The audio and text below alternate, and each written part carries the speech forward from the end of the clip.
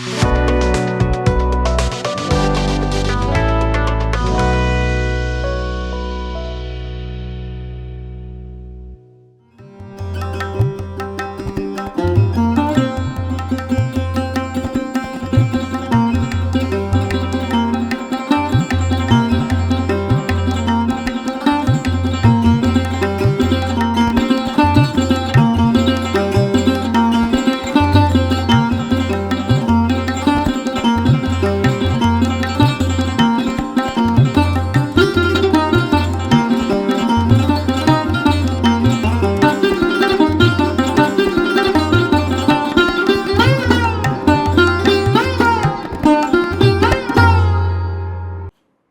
जीशु ख्रीष्ट अति बहुमूल्य नाम संपर्क इंडिया द्वारा प्रस्तुत कार्यक्रम नुआ सकाल आशार आज अध्याय मुझे स्वागत जनाए। प्रभु आपण मान प्रत्येक को बाहुल्य रूपे आशीर्वाद करंतु। आम दिन प्रतिदिन प्रभु वाक्य ध्यान करुचु आ बाइबल रु अनेक विषय आम जानीपरछु।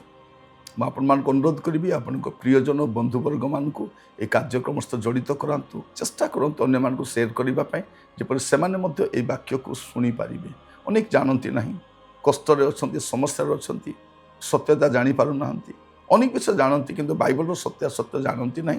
मुझे अनुरोध करी छोट कार्यक्रम आम एठी गोटे छोट संदेश रखुचु। गोटे लंबा संदेश नुहे अल्प समय जपरी आपंकर कर्म व्यस्तता मध्य सुधा अपने वाक्य को शुणी पारे। आज प्रसंग होछि विवाह करिबा पाप नुहे। विवाह करिबा पाप नुहे। ए दिन मान आप देखिए अनेक लोक विवाह करने चाहूना कौन को ना से पाप मु करी ना। विवाह करने पाप अटे। आ जो बाहाई ना सेवा कर बहादुर देखाती देख आम बाहा ना आम जो पवित्र रखीचु ताने बाहा कौन पाप अटे। से माने बाइबल किसी पद पर्व को उद्धृत कर कहती देख यही पद अनुसार आम बाहा ना बाहा द्वारा लोक मैंने आपण को कलुषित करती। तेणु अनेक स्थान देखिए विवाहित लोक मैंने प्रभु बस देले भी नियंती नहीं भावती नहीं से गोटे कलुषित लोक। विवाह कर लोक बाप्तिस्म देले भी कहती ना ना से तो कलुषित हो जाइछंती तांकर बाप्तिस्म चलिबो नहीं तुमको पुणी थे बाप्तिस्म नापे पड़ो। कारण वाक्य को ठीक रे न बुझा द्वारा भूल तर्जमा करुछंती आ भूल रे रही अन्य मान को मध्य भूल करबा पय उत्साहित करुछंती। मस्त खोलंतु प्रकाशित वाक्य 14 पर्व ता 4 पद लिखा जाउछि से माने स्त्री संसर्ग रे आपण आपण को कलुषित करि नथिले कारण से माने सुची मेष शावक जेको स्थान को गमन करती से स्थान को से माने ताहांकर अनुगामी हुअंती। से माने ईश्वर और मेष शावक उद्देश्य प्रथम जात फल स्वरूप मनुष्य मान मध्य कृत होई अछंती। एठी से कौन कहते जे विवाह करने गोटे बहुत बड़ पाप अटे। विवाह द्वारा लोक मैंने कौन होती अपना को कलुषित करती। तेणु विवाह न रहा निजक सूची कर रखा अटे बोली से कहते। ये आम जो कलुषित शब्द देखुछु ए शब्दटी यौन कामना विषय को भ्रष्टाचार तथा व्यभिचार को बुझाए। आम देखुछु एवरी तार 13 पर्व 4 पदरे लिखा जाछि विवाह समस्त मध्य आदरणीय हो और तार सज्जा सूचित हो। माने लोक जो माने यौन कामना यौन अभिलाष लिप्त अच्छा दर्शन कलुषित होती। विवाह कलुषित नुहे विवाह पवित्र भाव में करा जाई पारिबो। नूतन जेरुसालेम रे प्राचीन भित्तिमूल उपर देखिए 12 प्रेरित मान नाम को देखिपारे जो मैंने विवाह करिसेंती।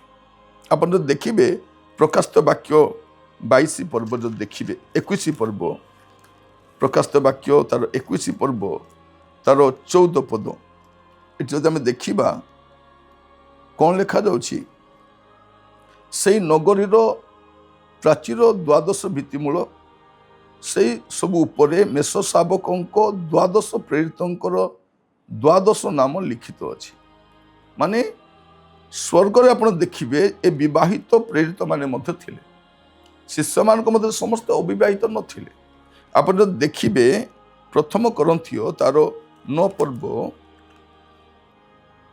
5 पद देखिबे अन्य समस्त प्रेरित प्रभुंकर भातृवर्ग और केफांक परी विश्वासिनी स्त्री विवाह करी सांगरे घेनी भ्रमण करने को कौन आम्भमानकर अधिकार ना माने ये देखु अन्य समस्त प्रेरित माने अनेक विवाह करते प्रभुंकर भातृवर्ग जो सेवारे थे से भी विवाह करते केफा मध्य विवाह करते अपना विश्वासिनी स्त्री को सांगरे घेनी से भ्रमण करुले तेणु ये आम जानी रखू जे विवाह करने पाप नुहे ए शब्द को भूल भाव में व्याख्या करते से प्रकाशित वाक्य जो आप देखिए प्रकाशित वाक्य अनेक विषय रूपक भाव में लिखा जाए जो स्त्री व्यवहार करा अधार्मिक जगतर रीतिनीति को बुझाए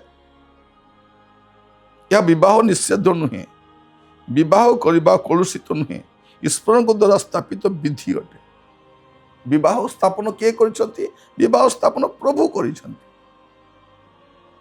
परमेश्वर स्थापित विधि अटे तेणु आपण विवाह करें अनेक सेवक सेविका माने विवाह करना अन्य मान विवाह न करने उत्साहित दियंती यही पद अनुसार जो मैंने स्त्री को छुई से कलुषित होती देखा से स्त्री संसर्ग में आपना आपना को कलुषित कर नथिले कारण से सूची मेष शावक जेको स्थान को गमन करती से स्थान को सेमाने सहित गमन करती से ईश्वर और मेष शावक उद्देश्य प्रथमजात फलस्वरूप मनुष्य मान मध्य कृत होईटा को धरी कहते कौन ना आम बह करवा उचित नुहे बह करने द्वारा आम कलुषित हो बाइबल कौन कौच ये कलुषित शब्द कौन अटे ये आम स्वस्थ भाव में बुझीपार कलुषित शब्द हूँ यौन कामना विषयक भ्रष्टाचार तथा व्यभिचार को बुझाए विवाह करंतु किंतु यही कुअभिलाष रे पड़ंतु नहीं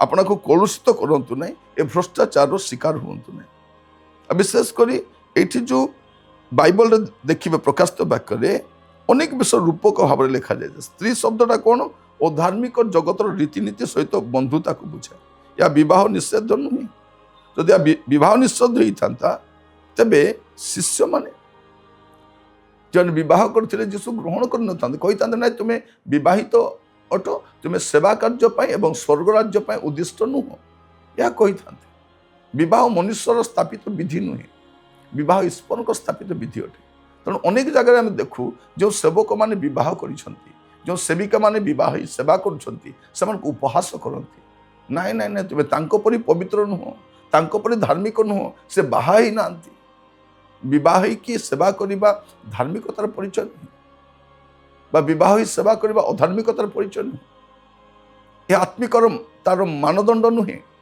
आम यहाँ को भूल भाव में व्याख्या करने अनुचित से आप देखिए जदि आप मस्त खोलिए आप देखिपारे प्रथम तिमोथी 4 पर्व तार प्रथम 3 पद प्रथम तिमोथी 4 पर्व तार प्रथम 3 पद जब आम देखा से गोटे विचित्र विषय गुड़ा लिखा जाए कारण यहीटार भूल शिकार पड़ी से अनेक विषय करती आप देखिए प्रथम तिमोथी तार 4 पर्व प्रथम 3 पद आत्मा स्पष्ट रूपे कहूँ उत्तर काल में कई भ्रष्ट विवेक मिथ्यावादी लोकों को कपटपण ये कौन लिखा जाउछि प्रिय भाई भौणी माने आत्मा स्पष्ट रूपे कहूँ उत्तर काल में कई भ्रष्ट विवेक मिथ्यावादी मान लोकों कपटपण भ्रांतिजनक आत्मा मान प्रति ए भ्रांतिजनक आत्मा माने कौन भूत मान शिक्षा प्रति मनोयोग कर विश्वास त्याग करेंगे